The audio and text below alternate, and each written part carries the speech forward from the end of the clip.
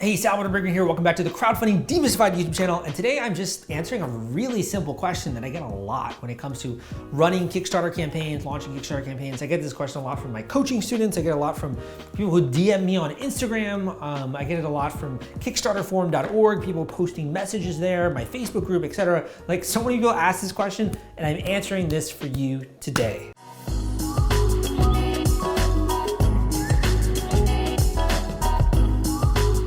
Okay, so the question is, can you edit reward tiers when you are live? And also, can you release new ones?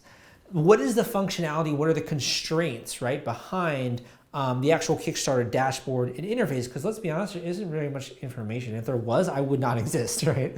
The only reason I exist as an individual is that, at least in the public domain, is that I'm able to educate on these topics that are not so clear, I think, are not so transparent when it comes to running a Kickstarter campaign, because let's be honest, it's like not really that great.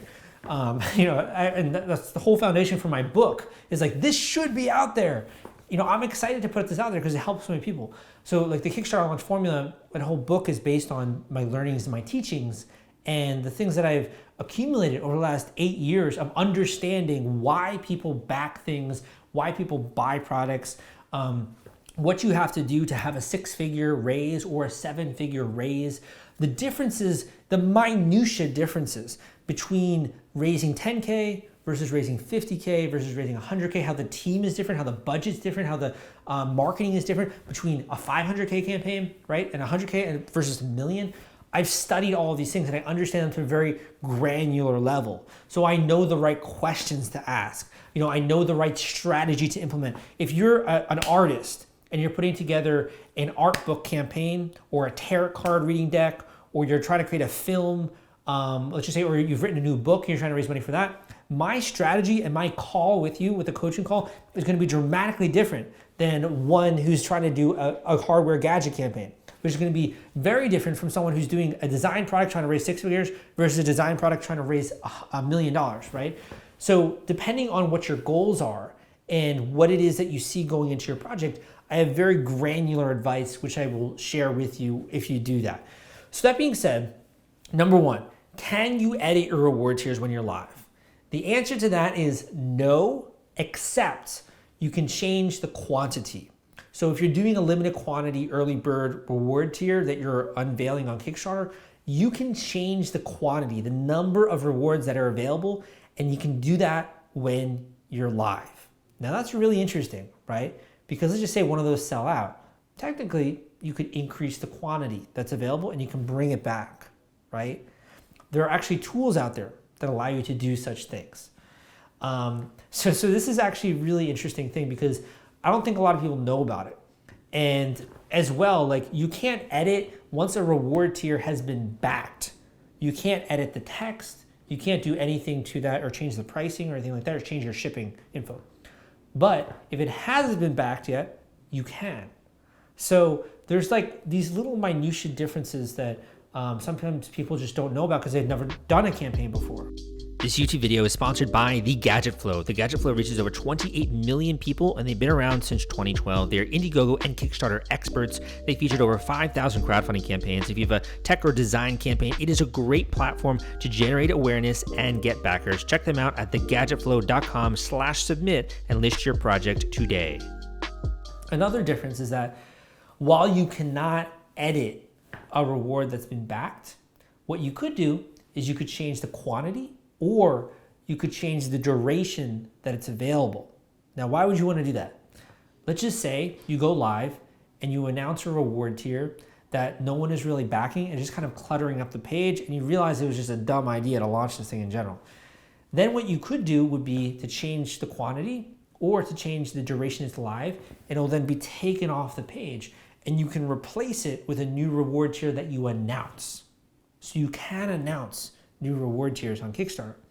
The other thing you can do, which is kind of sneaky, is you can announce new reward tiers around a particular event or around something that's happening. So let's just say like Black Friday sale or something like that, or something really cool happened. You're gonna have a 48-hour deal where you announce this to your Kickstarter backers, or it's a limited quantity reward, a new one which you're announcing.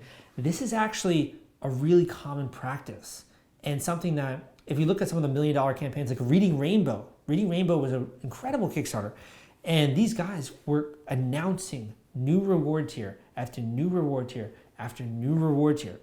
And the reason that they were doing that was because whenever they did, they sold out more, right? So freshness, newness, announcements, news. As human beings, we are programmed to pay attention to news. We're programmed to pay attention to new things. There's this phenomenon in marketing where once an ad has been seen so many times, people no longer pay attention to it because it gets old, it gets stale, right? You think about it, why don't you just run the same ad time and time and time again, like on TV? Wouldn't that make sense if it's working? The reason that you don't is that it stops working at a certain period in time because people get used to it. They've seen it already.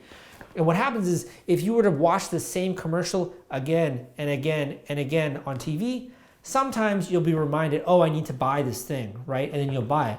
But for a new customer or someone who's, haven't been fully convinced, it's no longer new. So the second that they see it, they start to tune out. Oh yeah, I've seen that before. Oh yeah, I remember this campaign. Oh yeah, right? So when people release new reward tiers, it really hammers in on that psychological principle of releasing something that's new. It piques curiosity. It gets people being like, oh wow, there's a new announcement here. Like, what is this? I want to find out what this is. People that are already backers might upgrade their tier because they're like, I actually want this thing. This looks cool, right?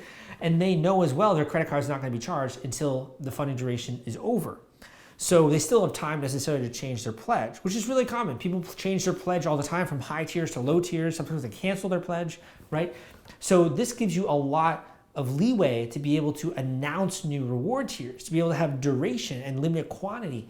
And why this is important is that it keeps people's attention. It keeps them tuned into your campaign. It gets them to take action, those people who might be on the fence. So these are some interesting things and some things that I think just aren't very readily accessible or really well talked about in the industry. And I just kind of want to share and answer that very simple question for you. I'm sure you might have some others. So if you do, leave a comment down below. I can do my best to make a video about that. Give me a thumbs up, come subscribe if you want more content like this. My name is Salvador Brigman, and I will see you next time.